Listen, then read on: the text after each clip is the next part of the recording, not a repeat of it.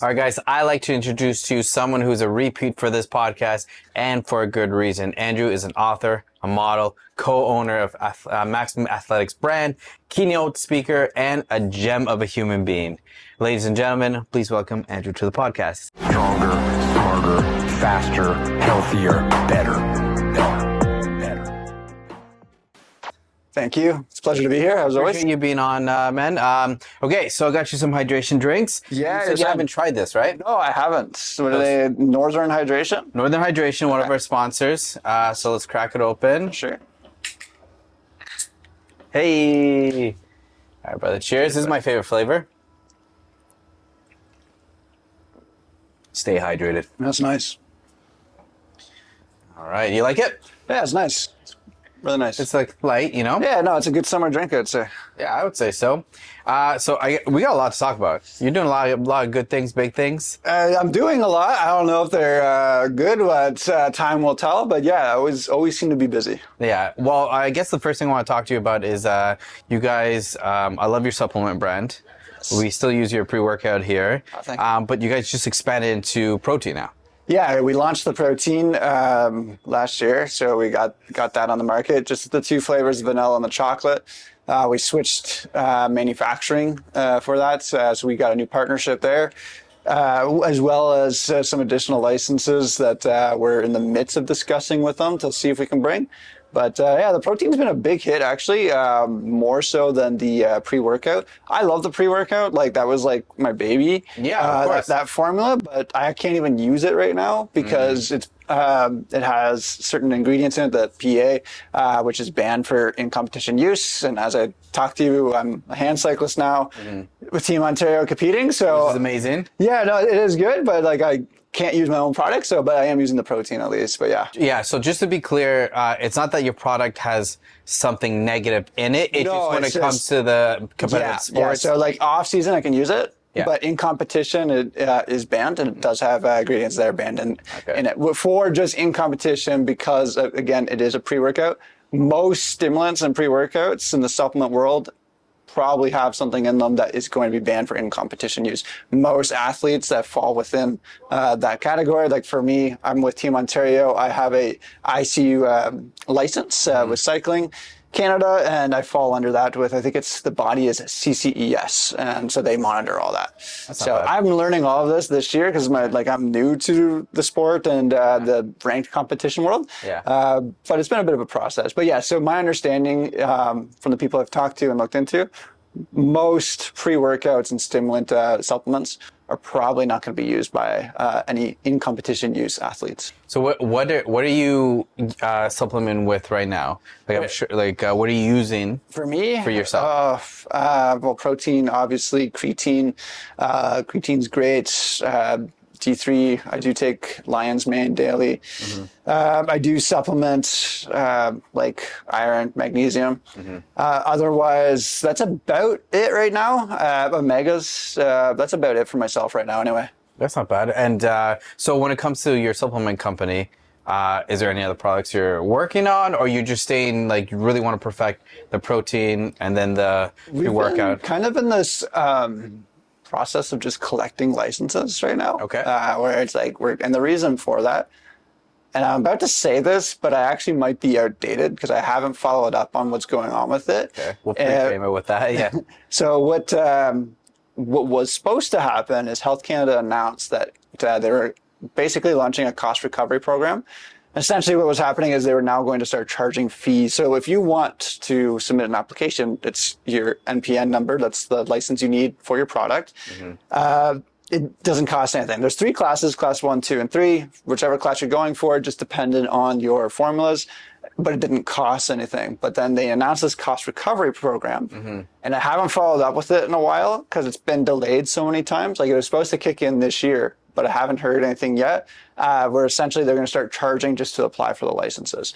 And so we just said, screw it, let's just get as much licenses as we can for the products we know we want to launch over the next 24 months. And so we kind of just been working through that. But yeah, so we are shifting away from the gym environment too. We want to focus, and so we're kind of going through a rebranding that as well. And the reason being is around obviously me with what I do. I'm not in the gym nearly as much as I used to be, obviously being a hand cyclist now, and just kind of focused around that. So yeah, we do have quite a few products we have licenses for, just typical supplements. And then we've got a couple custom formulas. I think I sent you a copy of our non-stim, and then we got some nootropic formulas as well. So yeah. I'm going to say what's in it, but it looks awesome. I'm excited. As I promise you, we'll make sure to get you samples as soon as it's ready. You're the best. So that's definitely a lot of work trying to get all those licenses and stuff like that. It's a process, but like we've learned through it. So the first few, we did have someone that was kind of guiding us through the process. We consulted with them, but we've learned quite a bit now. And truthfully, AI is amazing in the sense of the research that it can do for you. So you can locate studies that you need. You can locate, different things that are required for the actual application itself, for the formulas that you're creating. So that's cut down our time a lot, and even our expense in that, because we didn't have to use the consultant anymore on that. So it's both amazing what AI can do, but also scary as it rapidly goes. But no, it's been a process, and is a very large process still ahead of us. But we're looking forward for the growth, and it's slow and steady at this point. Have you guys thought about maybe switching it, or do you guys want more of a lifestyle brand? That's kind of where we're moving towards, and especially like you've met my business partner, I believe, Nate, and so both of us work in finance full time. And so just looking around that, just the lifestyle around just professionals, it kind of seems to be the niche that we're kind of naturally falling into just because of the network we have.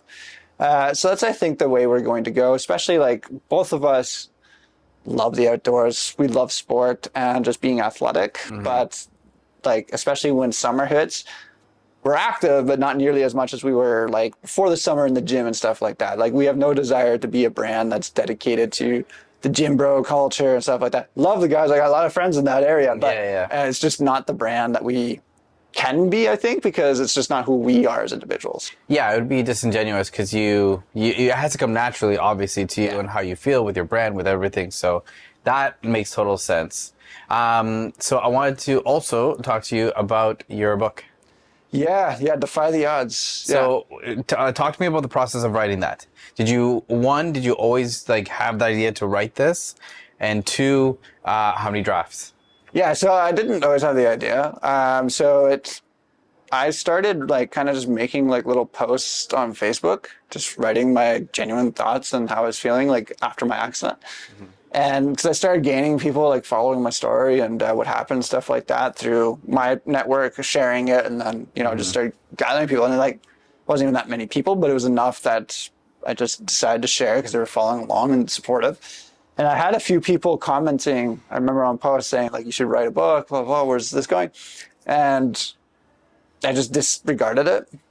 Didn't think much of it. And like, this is including, I had a friend who is not only a keynote speaker, but he also is a published author and ghost author for other individuals. So he was telling me to do it. I have a friend that's a retired professor. He was telling me to do it.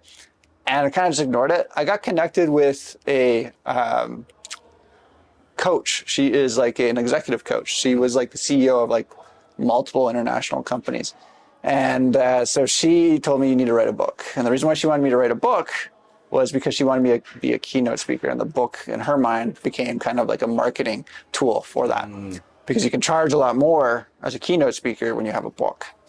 So I said, okay. So ironically, even though like the idea was always planted by other people, I always disregard it, not thinking much of it. But as soon as the business aspect came into it, I was like, okay, yeah, let's do that. That's your entrepreneur mind. I was like, all right, let's do that. And so, it took me about 2 years to write.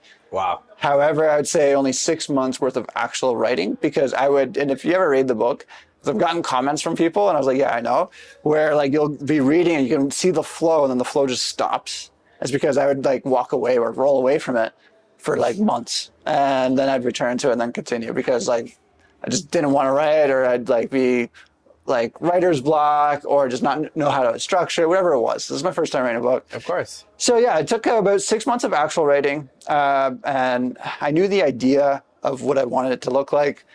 And then I'd say that took over 2 months, and then I had a few different editors involved First was a friend, that retired professor I mentioned. Love the guy, but I learned a lesson not to hire friends, and so I ended up going with an actual paid editor I found. Yeah. And did that, and then it included some original, so it goes over my story at the beginning, then it goes over some life lessons I used, and kind of found to rebuild my life after the accident. It has some original poetry in there as well that I wrote. I actually had to rush it though at the end. Found out my dad had cancer, and I had to rush the print of the book to get a copy in his hands, and got a copy in his hands. So he was diagnosed and passed 3 weeks later, and got the book in his hands about four or 5 days before he passed. So yeah, that was the process of it.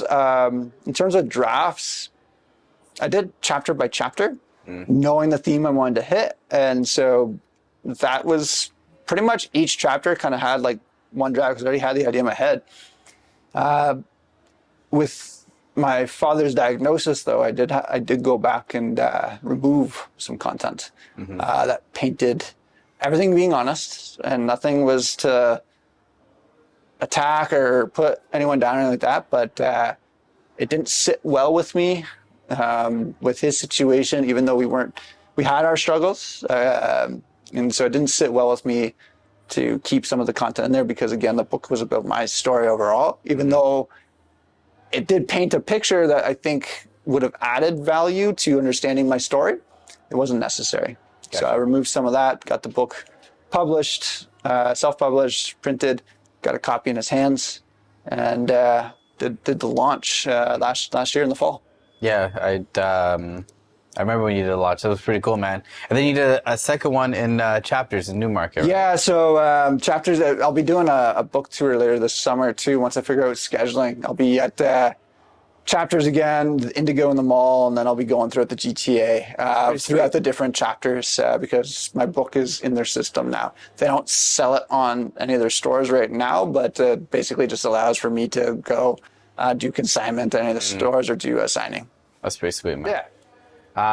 Well, you mentioned it a little bit before, but like run me through like your keynote speaking and everything like that. Yeah. So like the first time you writing that script and all that stuff, like how did that go? It's been weird. So I think I don't even remember the last one was. I think we're it'd be about right now. So we're probably right around the 2-year mark when I started keynote speaking. And I laughed because the first keynote I gave, and nothing against it, it's funny to look back to see where I was to where I am. My first, I don't even want to call it a keynote. First talk I gave was to a group of Girl Guide scout leaders. No way. Yeah, so I was like, and I was so nervous about it. And I went and did it. And I remember, I don't know if I shared this the last time, but this sticks out to me a lot still. I remember I had all these people, parents, some of the leaders and stuff like that coming up to me and telling me I did such a great job. In my head, I was like, no, it was terrible. I was pissed off at myself for like I didn't deliver what I thought was the best quality. And so, I'm grateful, same thing. Everyone else I'm trying to do is just get to my car. And yeah, I was driving that little 2002 Corolla at the time. So only a little manual key. So I'm like looking through my bag for this stupid little key. And this SUV came up beside me and this window goes down. This little girl stuck her head out and just said, excuse me, I just wanted to say, thank you. It was really inspirational. And then the mother who was in the driver's seat, and this girl, I don't know, like maybe 13, 14 years old, like not even, like she's pretty young. And the mother like leaned over and said, I want to make sure you know, like she asked me to drive over here. I didn't tell her to do this. And I don't know why, out of all the people in the building and these leaders and stuff like that, like telling me I did a good job, didn't care what they had to say. Yeah. This little girl sticking her head out the window, that hit me. And I don't think I'm ever going to forget that. And I kind of just knew I had to keep doing it at that point. I knew I wanted to keep doing it at that point. Because it just really hit me in a way that I was like, I got to keep doing this. And so it kind of built up from there, doing other nonprofit things, small local things, and then utilize my professional network to kind of build out in the finance world with keynotes. Yeah. So that's kind of where I think I got my biggest break. My executive coach also hooked me up with a few different organizations. And so I went from speaking for Grow Guides to like I've done audiences that are like over 500 people on a big stage, all recorded, everything like that. So it's been weird, and it's only growing from there. Like I've done almost no marketing for it, which is weird for me to say. That's awesome though, because it's just word of mouth. Word of mouth. That's people knowing that you have great value. Yeah, so it's been good, and like so that's part of now that we've hit summer, and I'm hopefully going to slow down a bit outside of racing. My goal is to, because the book I haven't really marketed either, so my goal is to market the book, and put a plan together for that, and doing a book tour, while also putting a proper plan together for marketing the keynote speaking as well, like getting the website done, getting everything, marketing material ready to go, and actually getting the professional videography for it and everything like that. So seeing where I was to where I am now with it, it's quite amazing, and I've committed where as long as I can positively impact one person every time I do it, I'm gonna keep doing it. My goal is to build it up over the next 2-3 years to a point where if I desire to, I can exit finance, because my goal is to exit finance in the future, and I think this will probably become my one of my main things anyway. Yeah. Wow, that's pretty sweet, man. So I wanted to talk to you about your physiotherapy. Yeah. You look good. I was telling you off air, you look great. I appreciate How's that. training been? I know your main goal, I remember from the last podcast, your main goal is to walk the beach in Costa Rica, have a single malt scotch. Yeah, I mean, I was always a Scotch guy. Still love Scotch. Don't drink it nearly as much. Yeah. But yeah, I mean, there's a lot happening in the research world. Things that I won't even talk about because that I know about, but I can't discuss. Just because of the people I know that I've been invited with, very grateful for. But I want to walk again. Obviously, I want to feel things again. But I don't think it's a matter of if, but when they find something, and it will be new injuries are told, not if, but when you're going to walk again. Do I think that's going to be applicable to current injuries? No. Part of that is like I know guys that have very brittle bones because they did nothing for bone density. They've just been in the chair too long, whatever it might be.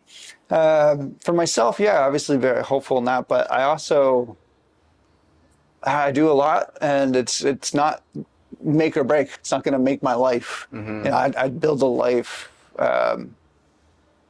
based off what I have now, and I'm not going to waste time hoping for something and saying that my life can only be better or only good if I have this, because it's not true.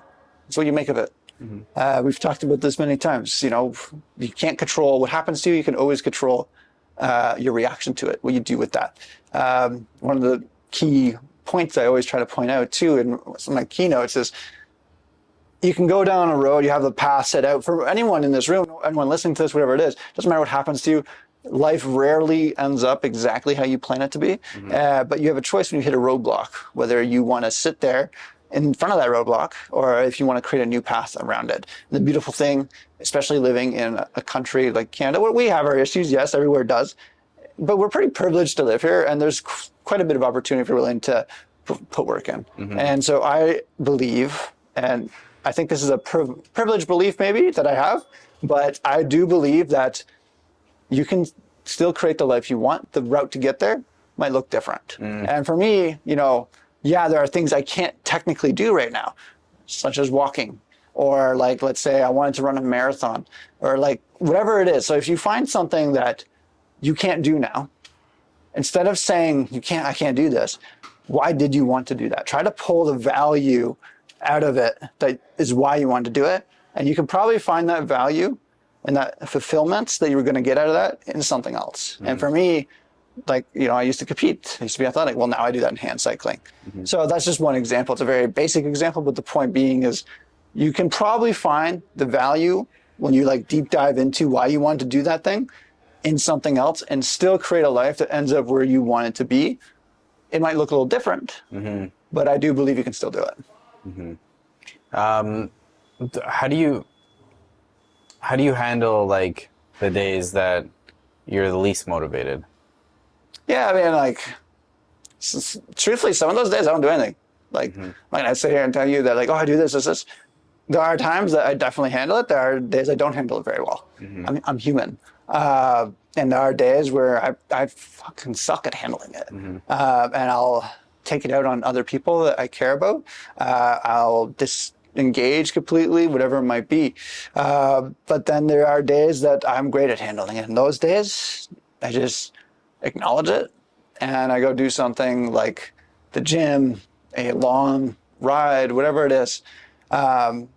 Sometimes it's physical, like nerve pain, those suck as well. But again, I found physical distraction to be one of the best things. So, when I talk about, Maximus or, athletics and sport, I think it does a lot for people. And, for myself included, it provides purpose, fulfillment, leadership skills, whatever it might be, discipline. It also does a lot of things, though, for your physical health. But then for my case specifically, it distracts a lot from that nerve pain and stuff like that. So, yeah, there's bad days for sure. But being physically active helps. Having good people in your corner helps. I'm really bad at engaging those people. That's something I'm working towards. Having a little bit more vulnerability, but yeah, like if I have a bad day, getting out and destroying my body in a healthy way, I find to be really good. And so and sometimes it's not productive in the sense of like trying to build muscle or whatever like your normal goals are, but sometimes you need it for that mental reset. So like sometimes I'll go do like a 50K ride in like shitty conditions, find the biggest hills just to destroy my body, to reset my mind. Or sometimes I'll just go to the gym, crush it, or I might, like even before my accident, I somehow would always con my business partner into doing stupid things like, grabbing 50-pound dumbbells and doing a 1K farmer's walk, or like, going and running after a morning workout, whatever it might be. I'd always convince them to do something stupid, but it was essentially to push your body and prove that you can still do it. And I find that stuff really helps with the mental reset. Yeah, I agree with that. It's more all that matters is really just energy expenditure, really. No, I agree. To just, and I can't remember who I was talking about it with, but it's sometimes it's interesting how when you push your body to physical like exertion to the max, where your mind becomes the most clear. Yeah. It's weird because you would think when your body's strong, you feel strong, you can keep that like mind like intact, and like obviously you want to train to get to that level. But it's funny how after a long ride or after a long workout, things start piecing in your head. You're like, yeah, I guess so. I guess it's like this, or I guess I could have worded that differently, or like now that I think about it, this is the way that but it's because your body is so exhausted that your mind just goes, shh. Yeah. It's okay. Yeah, all those little voices, anxiety, whatever it might be, quiet because they don't have the energy. And so the real you that can come forward and really just with clarity look at what's going on. Yeah, I think that's an important thing. Is there certain books or things you read with it, or do you? I like to write a lot. Do you do that? Yeah, I write. I mean, wrote a book, but even in that, like I do a lot of reflections. Yeah. I used to do like poetry, and that's even shifted a bit where I still do the odd poetry piece, but now I just kind of do like, I don't know, I guess the best way to describe it is like poetic reflections. And just kind of reflect on my thoughts, life, and try to draw those in and write a piece around that. So that I find enjoyable. That kind of helps ground me a bit sometimes. Reading, I wish I could read more. I didn't. I was studying pretty heavily I had an exam for the CFA. So you're like enough reading. I think I'm off reading probably for a few months just because that was pretty heavy. But yeah, I do enjoy reading. I have not picked up a book in a while. Oh, that's fine. So how do you balance all these things, Ben? You're doing a lot.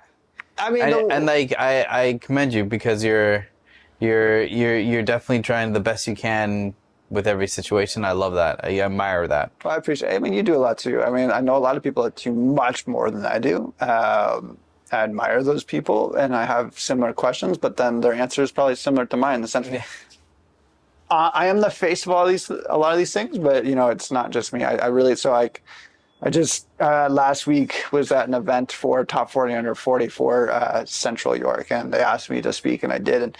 And part of what I said during my talk was, we can do pretty much anything we put our mind to, but it requires community to support you and be behind you. Without community, we are nothing.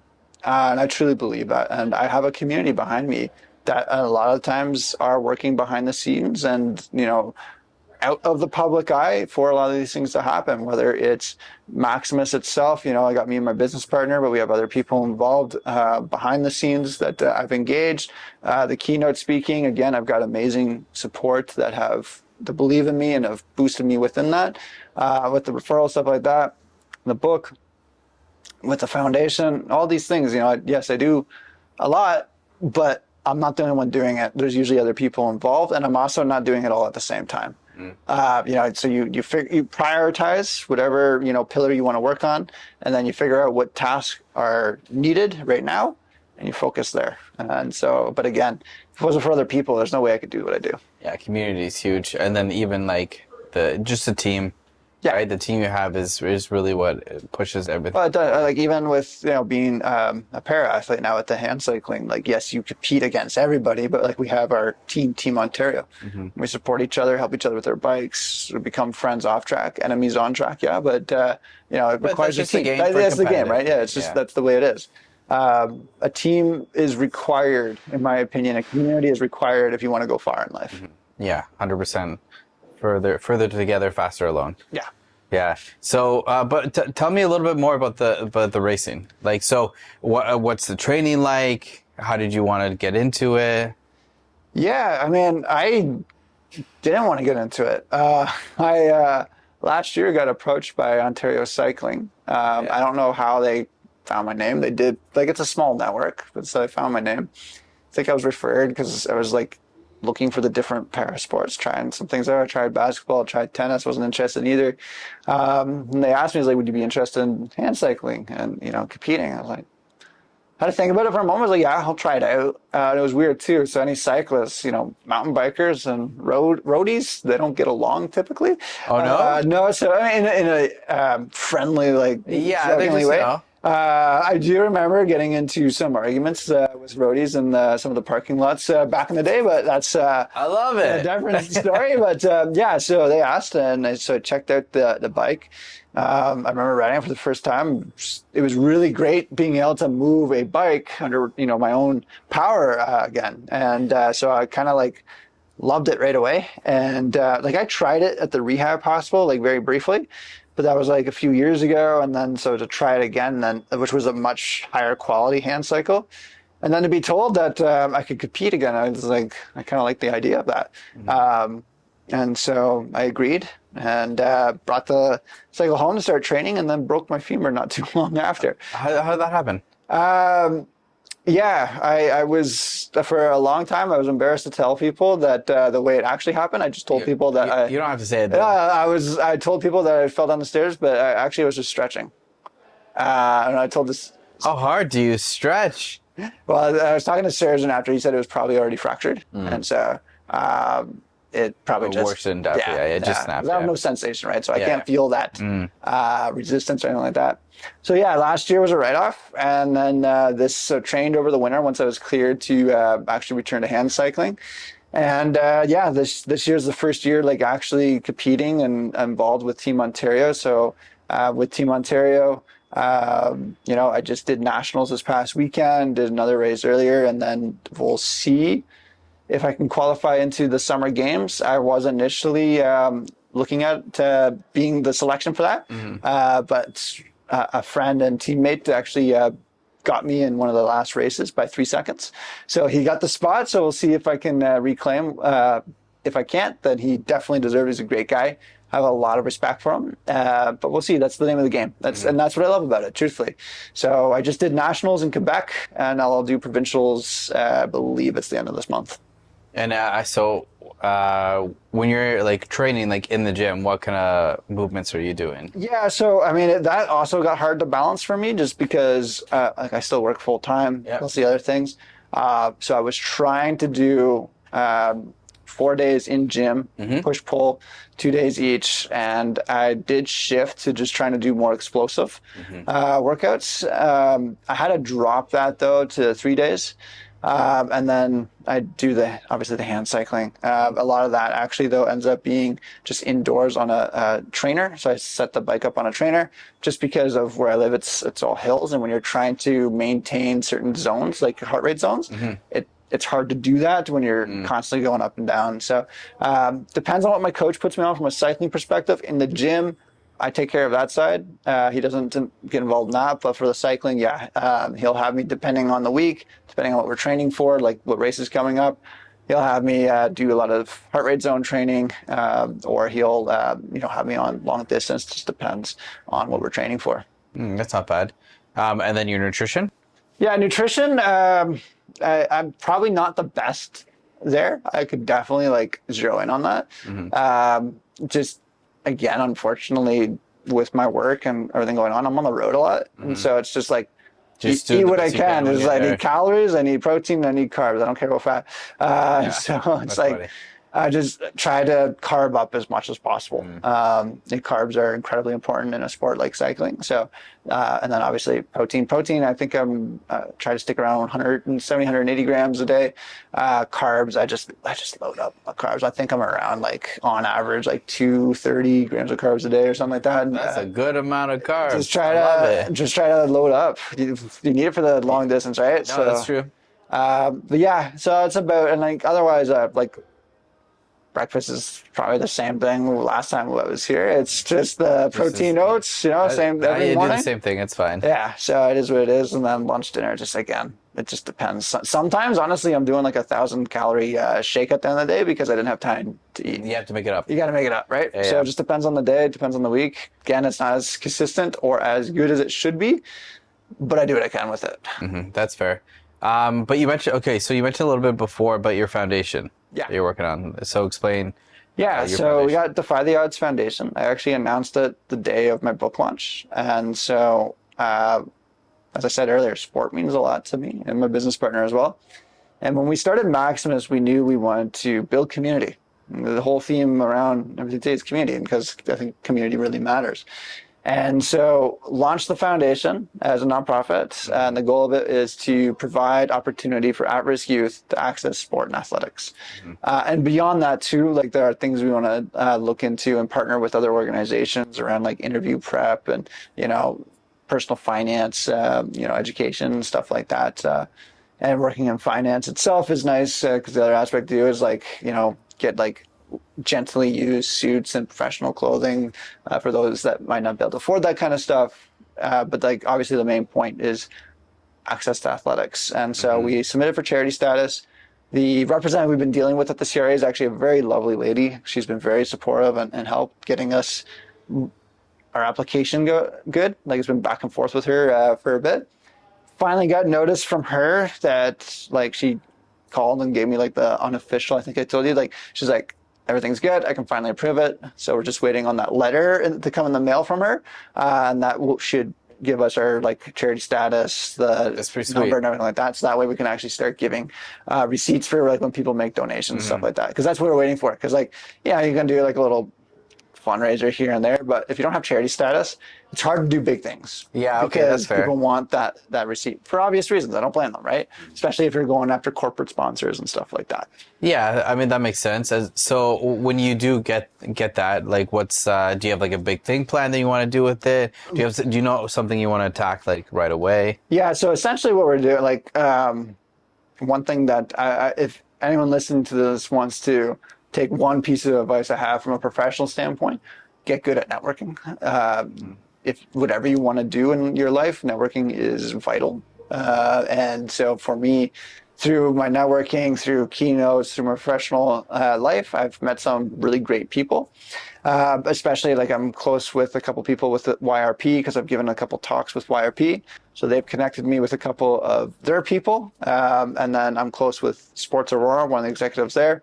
So, and then we've just been reaching out to a couple other people. And so the point around that is we're not the pros in this, but we know how to get funding. So we are going to, for the first year, just look for guidance and see, what kind of guidance we can get from, some of these community leaders that are already involved in the sticks with this, and then kind of take it from there. How do you feel How do you think you've changed in the last 2 years? I think I've matured, and I still have some setbacks in this, in the sense of some of that bitterness. I think is finally, or more of it anyway, has finally disappeared. I think I held on to some bitterness still, and I think honestly, a lot of that was subconscious. I think I've let go of some of that again. I think I've also changed in the sense of I was very hyper focused on I want to walk no matter what, and I think I've realized now life is more than that. I've built a pretty great life, I'd say, at this point. That is only just beginning in terms of these different pillars, and so, yes, obviously, as I said, love to walk again. Would love to feel certain things again. Would love to do certain things again, but it's not necessary to have a good life. So I'd say a lot of that maturity, acceptance, putting the bitterness to rest. I think there's been some maturity in some of that emotional intellect, I guess, would be the appropriate way to say that. How did you know when there was that shift of like, I don't feel as much, or I don't feel bitterness anymore? Like, how did you know like you've had that peace with that?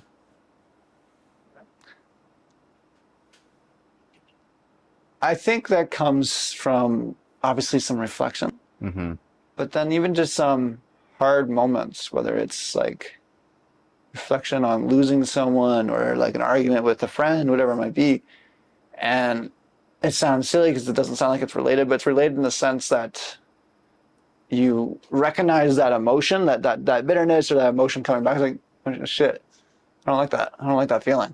And so you kind of put it to rest. And so kind of just naturally happened over time, I think, as I got busy and focused on other things. And so when it kind of reappeared, you're like, oh, no, I didn't like you. Go over there. I don't want that feeling back. Thank you. So yeah, I mean, I think it's important to always grow, not just, physically, not even business-wise, but emotionally, as a human being, as a man, to really zero in on that emotions and dealing with that. And trying to really control that and being mindful of it as well. What are you trying to zone in and work on now? I mean, you mentioned previously when maybe if you have an argument with a close friend or a loved one. Yeah, I'd say for me, it's I'm an extremely insecure person. Very insecure. I don't value much of what I do or things I wouldn't actually like, whether it's my director or someone else. I don't really like praise that much because, like, example, at my work, my director says good job. My immediate reaction is, what did I do wrong? Why are you giving me praise? Yeah. So like I don't like, I'm uncomfortable with it, and it's a weird thing though. But because yes, I'm uncomfortable with it, but I also think my ego needs it. So it's this weird thing where it's like I don't want it, but then give it to me because like this part of me does want it. Almost like this weird addiction aspect. So I'm trying to become better being vulnerable. So the other aspect in that is like I expect and want people to tell me if I've done something that they don't like, but I won't do it back. I'm like, I don't view a lot of times, like if you've done something that upsets me, I don't view it worth me bringing up, which is funny because like I want you to do it with me. So I'm working on a lot of that vulnerability. I'm working on my ego. I'm working on my self-worth and just accepting like that I'm okay where I'm at. I'm going to make mistakes still. I'm going to fail still. I'm going to have some embarrassing situations, and that's okay. So I'm trying to be a lot more honest in that with myself and with others, and just being a little bit more vulnerable in general. So that's a process. Yeah. Is there any like mentors or any people that you look up to try to read up on that or to understand their perspective on that? I mean, yeah, like I've been in therapy for like, I don't know, 7-8 years. So that's a great tool. I think most people, if not everyone, would benefit from having a good therapist. My business partner and I talk about all the time. It was like everybody needs therapy to some degree. To some and degree. it doesn't mean like I think there's a huge negative context. Was like if you have therapy, like you're in turmoil or something. Sometimes you just need a different perspective. Sometimes you need maybe an affirmation. Sometimes you need to be reassured that what you're thinking is actually true. I mean, they don't exactly tell you that you are right in this. They give you avenues and tools, but I think there's nothing wrong with talking with therapists. I think I totally agree that everybody would benefit it to some degree. Sometimes it's like 10, like whether it's 10 sessions or 6 months, a year, it doesn't matter. Whatever the journey is. I think a lot of people, if not everyone, would benefit from it. Again, from a good therapist, because there's Not a bad therapist. Yeah, like, well, no matter what industry you're in, there's always bad representation. I think too, it's important because there are people that use it as a clutch. Like when they learn these different terms or diagnosis stuff like that, they end up using it as an excuse or a clutch for some of their shitty behavior instead of working or fixing it. So I think that's something to also be mindful of.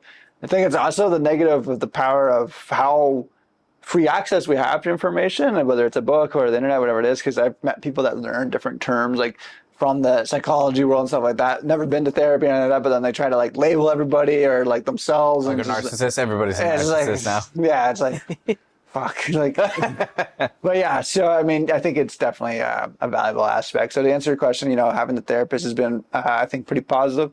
Having good friends that you can be vulnerable with and kind of even just reflect on some of that stuff with, I think is really positive.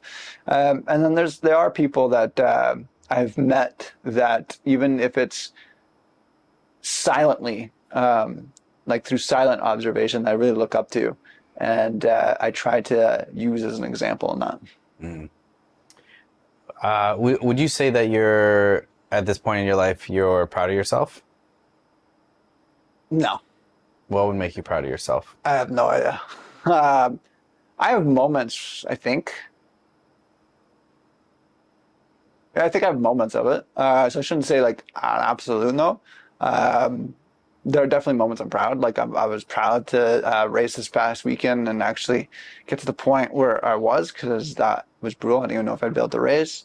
I've been proud of some of the audiences I've spoken in front of and like done well with and gotten good feedback from. But like, I don't know, for me, it's, I don't take time to really reflect or like sit in the moment, appreciate when I'm done something. Like the book I launched, I was like, okay, cool. It was a great day. And then, yeah, just like, I don't know, maybe it's like an addiction in a way or something like that, where it's like, well, cause like you go through this high and then it's a low.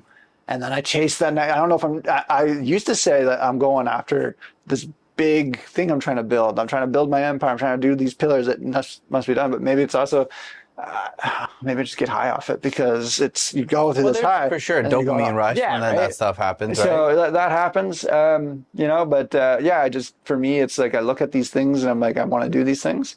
Some of them I feel need to be done. And so I just kind of move on to the next thing.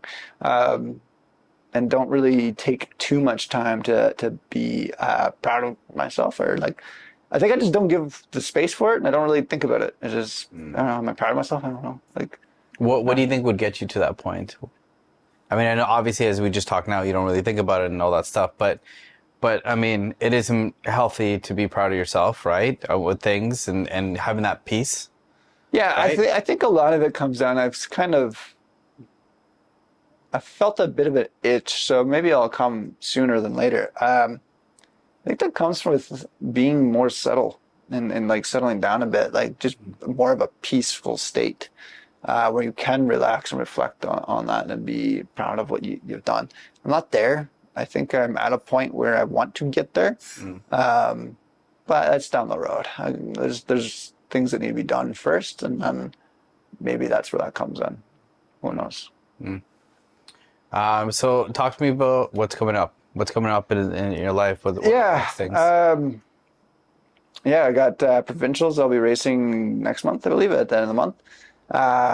Otherwise, I was just waiting on that letter to come in the mail for that charity status. And then I have a bunch of meetings I got to book to get a summer event going for some fundraising, and some meetings to figure out what we're doing within. It'll be with mostly the Aurora Newmarket community that we focus on first before we expand out.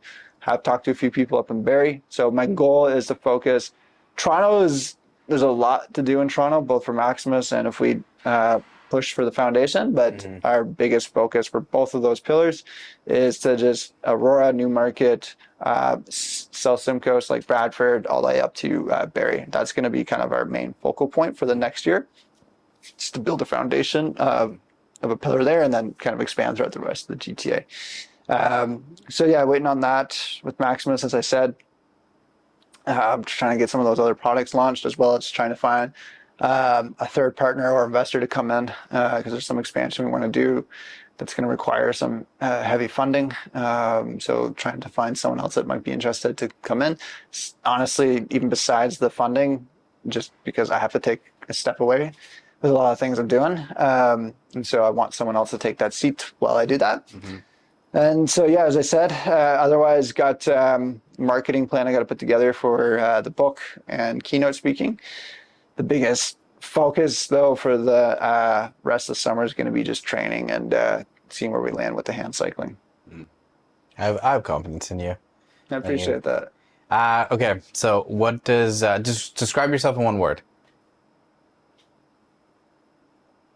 I mean, when I'm talking to my buddies or my friends, I jokingly call myself a potato on wheels. A potato on wheels. Well, maybe a different, something different. Yeah, I don't know. First thing that comes to your mind, describing yourself, one word. Ambitious. I'd say ambitious, stubborn. One of those are a good fit.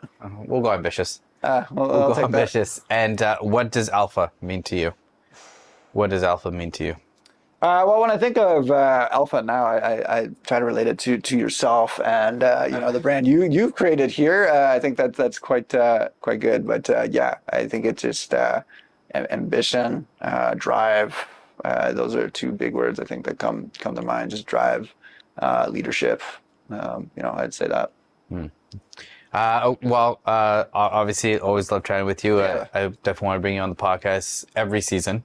For sure. But let's bring this home. So, where can they find you? What links can they look for?